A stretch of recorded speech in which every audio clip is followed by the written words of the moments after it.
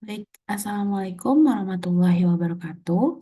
Kepada yang terhormat Ibu Hesti Septianita SHMH selaku dosen pengampu dari mata kuliah Hukum Perlindungan Anak. Perkenalkan, nama saya Nadira Maulan Aziza dengan NPM 211000077. Eh, saya merupakan mahasiswa Fakultas Hukum Universitas Pasundan. Eh, Dan video ini dibuat dengan tujuan untuk memenuhi tugas individu mata kuliah Hukum Perlindungan Anak kelas M. Di sini saya akan mempresentasikan tentang hasil analisis film dokumenter Jeffrey Epstein, Filthy Rich dalam perspektif hukum perlindungan anak. Yang pertama ada latar belakang Jeffrey Epstein.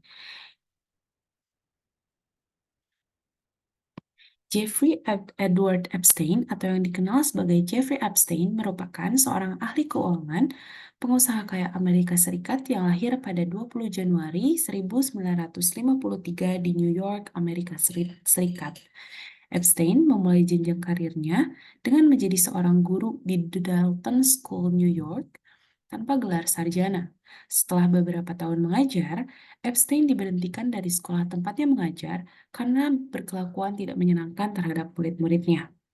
Jenjang karir Epstein tidak berhenti sampai di sana.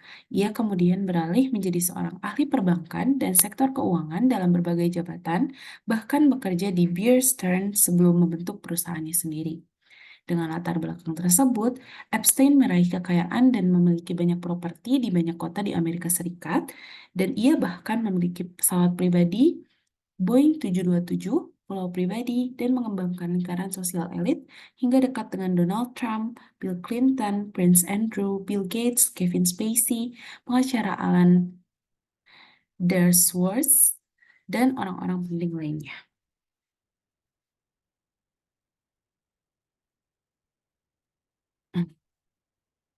Kronologi kasus Jeffrey Epstein. Dokumenter Jeffrey Epstein, Filthy Rich, menceritakan tentang perjuangan para korban pelecehan dari Jeffrey Epstein untuk mendapatkan keadilan atas apa yang dialami saat mereka masih berada di bawah umur.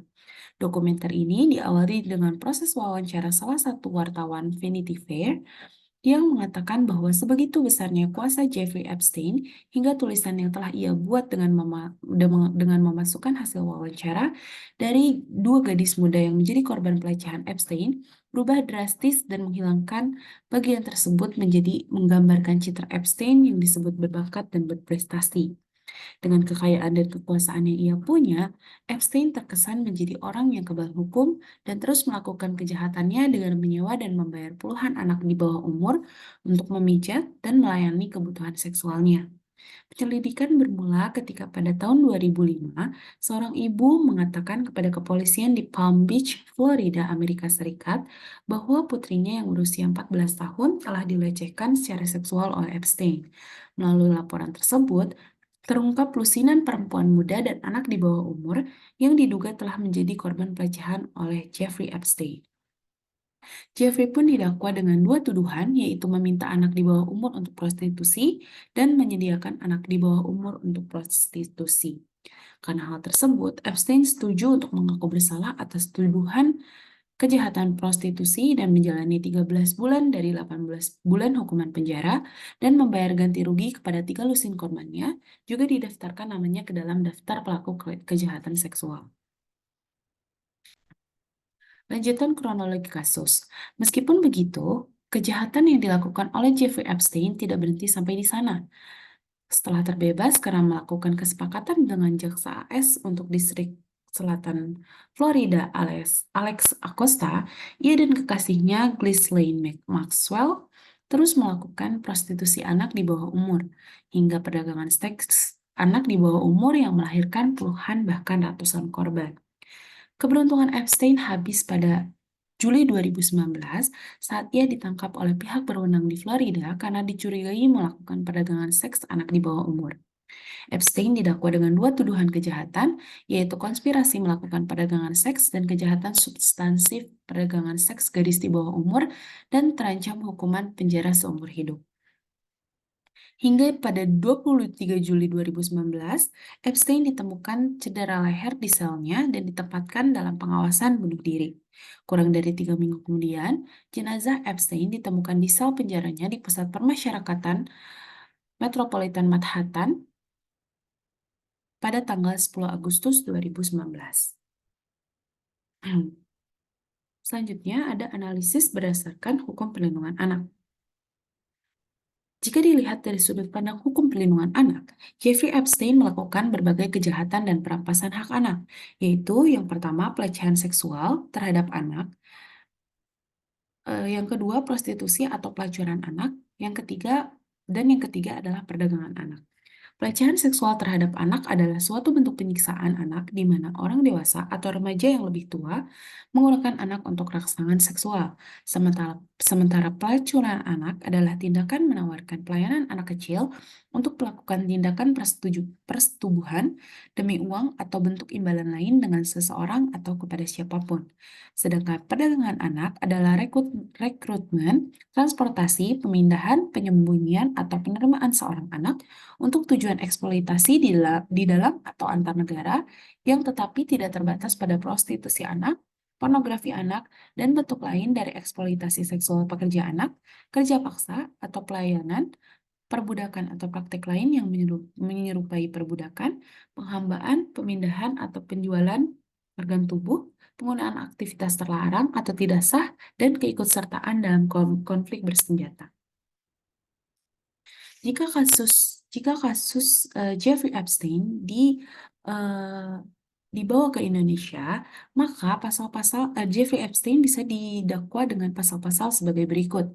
Yang pertama, pasal 83 Undang-Undang Nomor 35 Tahun 2014 tentang perubahan atas Undang-Undang Nomor 23 Tahun 2002 tentang perlindungan anak yang menyatakan bahwa pelaku penjualan bayi atau penjualan anak dapat dihukum dengan sanksi pidana berupa pidana penjara paling singkat 3 tahun dan paling lama 15 tahun, dan denda paling sedikit 60 juta rupiah dan paling banyak 300 juta rupiah. Selain itu, pelaku penjualan bayi atau anak juga dapat dikenakan sanksi berdasarkan pasal 2 ayat 1 Undang-Undang Nomor 21 Tahun 2007 tentang pemberantasan tindak pidana perdagangan orang, dengan sanksi pidana berupa pidana penjara paling singkat 3 tahun dan paling lama 15 tahun, dan pidana denda paling sedikit 120 juta rupiah dan paling banyak 600 juta rupiah. Selain itu, Jeffrey Epstein juga dapat didakwa dengan pasal 296 KUHP yang menekankan sanksi bagi seseorang yang mengambil keuntungan dengan cara membantu terjadinya perbuatan cabul dikenakan ancaman maksimum 1 tahun dan 4 bulan penjara atau denda sebesar 15.000 rupiah. Jeffrey Epstein juga dapat didakwa dengan pasal 506 KUHP tentang tindakan mucikari atau mengambil keuntungan dari pelacuran yang dapat diancam dengan pidana selama 3 bulan penjara. Selanjutnya, Epstein juga dapat didakwa dengan pasal 88 bab 12 mengenai ketentuan pidana Undang-Undang Nomor 35 Tahun 2014 yang menyatakan bahwa setiap orang yang mengeksploitasi ekonomi atau seksual anak dengan maksud untuk menguntungkan diri sendiri atau orang lain dipidana dengan pidana penjara paling lama 10 tahun dan atau denda paling banyak 200 juta rupiah. Dan yang terakhir, Epstein juga dapat dipidana atau didakwa dengan pasal 81 Undang-Undang Nomor 35 Tahun 2014 yang membahas pelanggaran terhadap larangan di pasal 76D yang menyatakan bahwa setiap orang yang melakukan kekerasan atau dengan ancaman kekerasan memaksa anak melakukan persetubuhan dengannya atau dengan orang lain diancam dengan pidana penjara paling singkat 5 tahun dan paling lama 15 tahun dan denda paling banyak 5 miliar rupiah. Kesimpulan dari analisis kasus ini adalah kasus Jeffrey Epstein merupakan kasus pelanggaran hak anak terbesar yang melibatkan puluhan bahkan ratusan perempuan muda dan anak-anak, di mana dengan adanya kasus tersebut dapat terlihat dengan jelas bahwa perampasan dan pelanggaran terhadap hak anak untuk dapat tumbuh dan berkembang dengan baik masih sering terabaikan. Hingga saat ini, anak-anak dan perempuan masih rentan menjadi korban dari segala bentuk kekerasan dan pelecehan seksual. Melalui kasus Jeffrey Epstein yang ditayangkan lewat film dokumenter ini, diharapkan pihak berwenang dapat memberikan perhatian lebih terhadap anak korban kejahatan seksual dan memberikan perlindungan hukum berupa bantuan hukum, rehabilitasi, pelayanan kesehatan, dan jaminan sosial sesuai dengan kebutuhan fisik, mental, spiritual, dan sosial sebagai upaya pemulihan terhadap kondisi anak korban kekerasan seksual yang memiliki trauma jangka panjang. Mungkin sekian presentasi yang dapat saya sampaikan. Semoga video ini dapat bermanfaat bagi teman-teman semua, dan juga dapat diterima dengan baik oleh dosen pengampu mata kuliah ini, yaitu Ibu Hesti Septianita SH, MH. Terima kasih. Wassalamualaikum warahmatullahi wabarakatuh.